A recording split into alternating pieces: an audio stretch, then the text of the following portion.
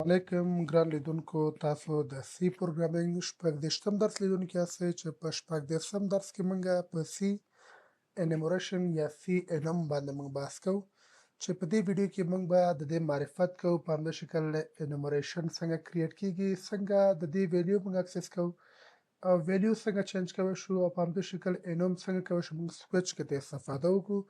نو په دې مواردو په دې ویډیو کې موږ بحث کوو. راځو په سی انوم د دې ډیفینیشن یا انټروډکشن موږ وایو. انوم خپله د انومریشن لنډیز ده چې موږ داسې ویلی شو دا یو لیست ته ویل کیږي چې په دې لیست کې دا یو داسې کانسپټ دی چې دې کې موږ کولی شو کانسټنټ ویلیوګانې موږ سټور کړو، هغه ویلیوګانې چې انچینجبل وي، نه چینج کیږي او دوامداره موږ په خپل پروجیکټ کې ترې استفاده کوو. هغې لپاره موږ یو لیست چې کریټ کوو نو موږ د انوم نه استفاده کوو یا انومریشن نه. انومریشن هدف خپله هم د لیست معنا لري.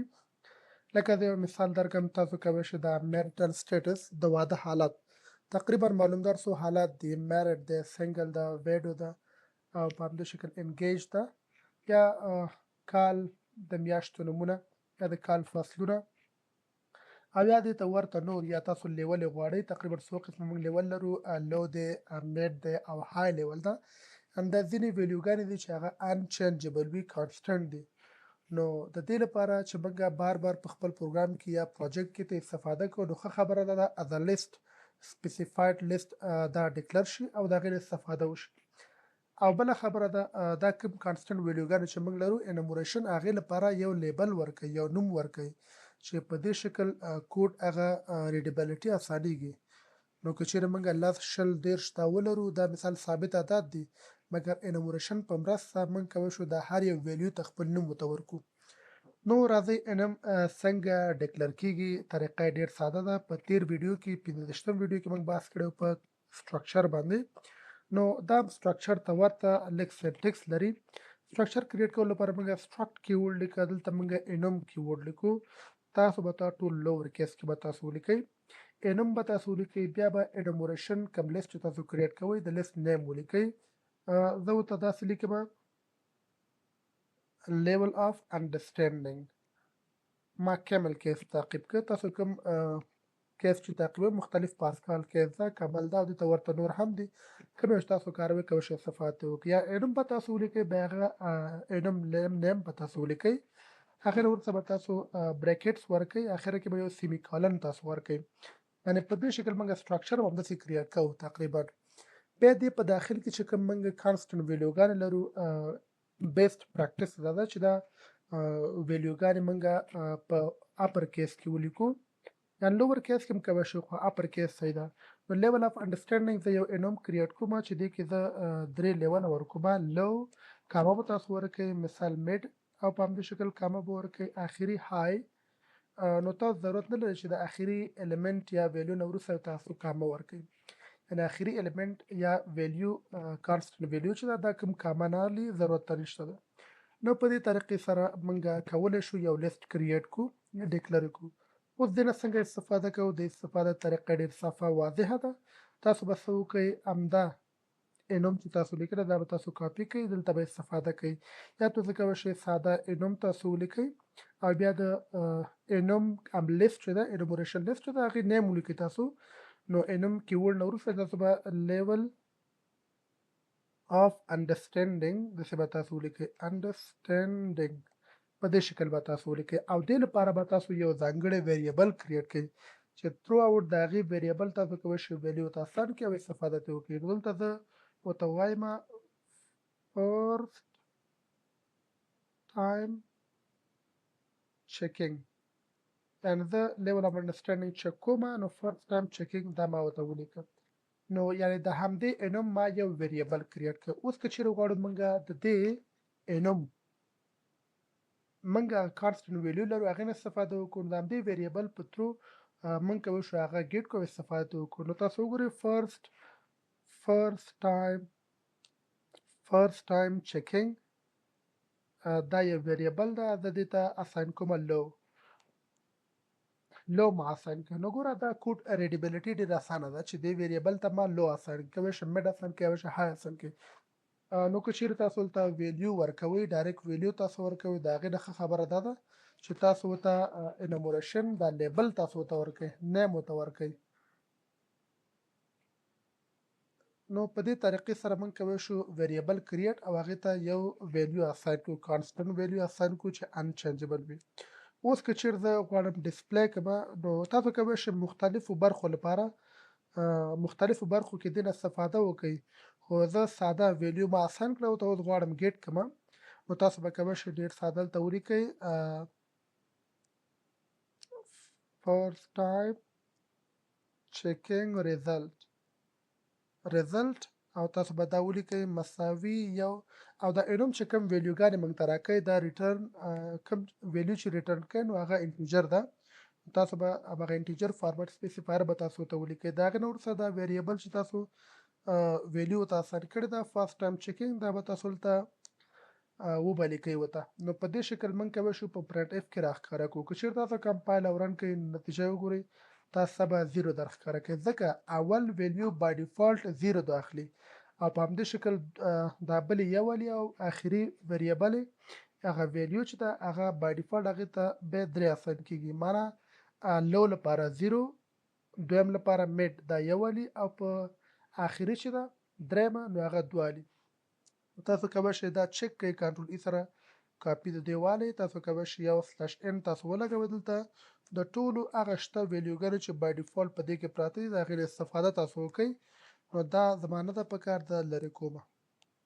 نو تاسو دا کمپایل او رن کوئ تاسو وګورئ موږ ته به هغه ویلیوګانې چې بای ډیفالت پکې پراته دي موږ ته ټول 0 ښکاره کړه ځکه یې 0 راښکاره کړي دلته موږ ویلیو ته همغه اساین کړې ده نو دلته راځمه سیکنډ ټایم چیکینګ ورته هم وایم نو زه کامه ورکوم دلته ورته لیکم سیکنډ ټایم چیکینګ second time checking او په همدې شکل تاسو په یو بل کامه ورکئ بیا ورته ولیکئ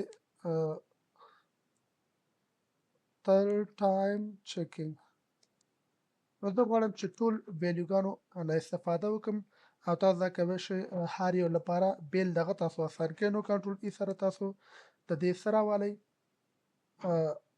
کاپي راوالی او تاسو به دلته ورته میډ اساین کړئ دلته تاسو ته های ولیکئ او په همدې شکل دلته ولیکئ میډ او دا فرست سیکنډ ټایم چیکینګ به تاسو راوالی دې ویریبل ته به تاسو میډ اساین کړئ او په همدې شکل که دا تاسو راوالی او دې ته تاسو های اساین کړئ نو ګورئ بای ډیفالت ویلیوګانې د صفر نه سټارټ علي تر آخري ویلیو 0 1 2 نو که چا تاسو دا کمپایل او رن کړئ نتیجه وګورئ ښه دا ولې ټول 0 راکړه ځکه موږ دا په پرنټ اف کې ټول فرست ټایم چیکینګ کال کړی ده تاسو به راشئ دلته دویم کې سیکنډ ټایم چیکینګ تاسو وکاروئ دریم ته راشئ دریم کې هم تاسو تھرډ ټایم چیکینګ تاسو وکاروئ نو سیکنډ ټایم نه بلکې دلته موږ تھرډ ټایم باید استعمال کړو زه ورته وایم تھرډ ټایم نو که چېرته تاسو دا کاپي کوئ او راشئ دلته شو یې کوئ نو ریزلټ به تاسو وګورئ چې 0 1 2 دا به راغلي وي تاسو کمپایل او رن کوئ که سپیلنګ مسټیک نه وي تاسو په همدې شکل ښکاره کوئ نو دا په دې شکل موږ وتوانېدو چې یو انومریشن لیست کریټ کړو او په همدې شکل هغه استفاده کړو ویلیوګانې د هغې ګیټ کړو او په پرنټ اف کې شو یې کړو تاسو کولی شئ مختلفو مقاصد لپاره دې نه استفاده وکړئ بای ډیفالت ویلیوګانې که تاسو ته وګورئ دلته شته ده چې 0 1 او په همدې شکل 2 د اخلي یعنې که چېرې زه دې ته اساین کړمه تاسو راشئ دې ته اساین کړئ 10 دا نور به څو والي هماغه یو انکریمنټ کېږي 11 12 دا به راځي که چېرې دا تاسو کمپایل او رن کوئ نو ګورئ 10 11 12 یعنې یو انکریمنټ کېږي خو زه هر یو ته سټیټیک یو ویلیو ورکوم زه ورته وایم کله چې زه چیکینګ کوم که چېرې نمرې 50 وه نو دا لو ده او که چېرې دا نمرې زه ورته وایم 15 وه نو دا میډ ده او که چېرې نمرې 15 نه پورته وه نو دا های نمره ده نو که چېرې تاسو دا راشئ کمپایل او رن کوئ نو تاسو به دا ټول ریزلټ به درښکاره کوي نو تاسو وګورئ فقط که دا ویلیوګانې ولیکئ د هغې په نسبت دا ښه راځي چې انومریشن هغه ویلیوګانې چې د کانسټنټ هغې لپاره موږ یو لیبل ورکړو نوم ورکو چې د کوډ ریډیبلیټي ډېر اسانه راځي. نو ګوره فرست ټایم چیکینګ لو، سیکنډ ټایم چیکینګ میډ، او په همدې شکل ده چې دې ته هغه ویلیوګان چې موږ ورکړي هغه راځي. اوس تاسو کولی شئ همدا مختلفو مقاصد لپاره تاسو استفاده ترې وکړئ. نو اوس راځو موږ همدا په یو سویچ کې ته استفاده کوو. زه به دا کمنټ کړمه، راځمه سویچ ته. سویچ ته زه راځم او تاسو بل دا چې دا کوم کمنټونه چې دا هم تاسو چینج کولی شئ چې ریډیبلیټي لږ نور هم اسانه شي. زه ورته وایم سیکنډ ټایم دلته ورته وایم او زه لیکمه تھرډ. نو دا راځي یو وارې بیا د کمنټ نه وباسمه. تاسو وګورئ ډېر واضحه موږ ته ښکاري. دلته تاسو ودرېږئ، هر یو تاسو کولی شئ کنټرول سلش سره تاسو کمنټ نه بېرته وباسئ. که چېرې دا کمپایل او رن کوئ تاسو به ډېر واضح معلومیږي. فرست ټایم چیکینګ ریزلټ 50 راغلی چې 50 خپله لو کې، دا سیکنډ ټایم چیکینګ 15 راغلی، تھرډ ټایم چیکینګ ریزلټ 15 راغلی. دا تاسو کولی شئ په سویچ کې هم تاسو ښکاره کړئ. نو دې لپاره دا پرنټ اف د ریزلټ کلوز کوم یا کمنټ کومه چې رن نه شي. نو راځم سویچ کې ورته داسې وایم، سویچ کې ورډ به تاسو ولیکئ او په همدې شکل تاسو ته سنټکس سویچ ته ځئ، بیا بریکټس به تاسو راولئ. زه چې کوم اول ویریبل ده چې کومه چې دلته کوم ویلیو اساین ده، نو زه راځم دلته دې باندې زه کنډیشن په دې باندې مخې ته ځي. نو دا یې سنټکس ده چې سویچ تاسو کولی شئ نور درسونو ته مطالعه کوئ. تېرو ویډیوګانو کې موږ دې باندې بحث کړی ده. نو بیا تاسو به بریکټس ورته ورکوئ. هغې نه وروسته موږ دلته کیسونه لرو، تاسو کولی شئ کیسونه استعمال کوئ ورته چې اول کیس کې څه وي، دویم کیس کې څه وي. نو زه لیکمه کیس، که چیرې کیس اول شو نو ته ورته ولیکه اول نه، بلکې زه ورته وایم که کیس 50 راغلی، معنا که ویلیو 50 راغله نو ته څه وکړه پرنټ اف کې ورته ولیکه، دلته ولیکه خلاصه یو ساده میسج ډسپلی کومه. زه ورته وایم ریزلټ مساوي کېږي د لو، ریزلټ لو راځي. او په همدې شکل بیا څه وکړئ تاسو بریک ولګوه، دا د نور مخې ته نه ځي. همدلته دې پروګرام پای ته رسیږي او تاسو کولی شئ دا تاسو کاپي کړئ او دې استفاده وکړئ. هغه درې کیسه موږ لرو، دا ورته زه وایم که چیرې 15 شو نو تاسو ورته ولیکئ میډ، دلته ولیکئ MED، په بیگ کیس کې تاسو ولیکئ او په همدې شکل تاسو کولی شئ دلته ورته 15 بیا ورته ورکئ، ریزلټ دلته ولیکئ های. نو دا یو ساده سټرکچر کولی شو موږ د سویچ ترې استفاده وکړو. او بیا اخر کې تاسو ته کولی شئ ډیفالټ استفاده وکړئ، دلته ورته ولیکئ ډیفالټ ورته ولیکئ، پرنټ اف تاسو ورته ولیکئ او د هغې نه وروسته به تاسو څه وکړئ، دلته یو نو میچینګ ورته ولیکئ، معنا هیڅ میچینګ یې ونه کړه. نو ګورئ ساده موږ دې نه استفاده کولی شو. اوس دا کیس به راځي کنډیشن د فرست ټایم چیکینګ لپاره سرچ کېږي. اوس موږ غواړو چې فرست ټایم چیکینګ کې کوم ریزلټ پروت ده. که چېرې تاسو دا کمپایل او رن کوئ تاسو وګورئ چې تاسو ته کوم ریزلټ به شو کېږي. نو کمپایل او رن کوئ نو ګور تاسو ته لو راغلی. نو فرست ټایم چیکینګ که چېرې تاسو وګورئ دلته موږ ته ولیکه چې ریزلټ مساوي کېږي د لو سره. علت یې څه ده؟ راځو ګورو چې په فرست ټایم چیکینګ کوم ویریبل چې دې کې څه پراته دي. ګوره لو پکې پروت دی. که چېرې موږ په دویم چیکینګ باندې دا کنډیشن ترسره کوو نو تاسو دلته یعنې دویم ویریبل شو. سیکنډ ټایم چیکینګ که چې تاسو رن کوئ نو کنډیشن به دویم رن کېږي. نو ګوره میډ ده ځکه په دې کې 15 پراته دي او 15 میډ ده. که چېرې تاسو تھرډ راوالئ او په همدې شکل تاسو راشئ لاندې دلته ورته تاسو ذکر کوئ. زه راځم دلته کنډیشن کې ورته تھرډ ټایم چیکینګ ورکوم او تاسو دا کمپایل او رن کوئ، موږ ته به څه راولي، های راولي، های او نو میچینګ یې دا راوسته. ولې؟ ځکه دلته موږ بریک نه ده لګولی. تاسو به دا بریک سټیټمنټ به دلته وکاروئ. نو که چېرې بریک سټیټمنټ نه وي نو دا لوپ تر اخره پورې چلیږي، هغه ډیفالټ هم تاسو سره رالي.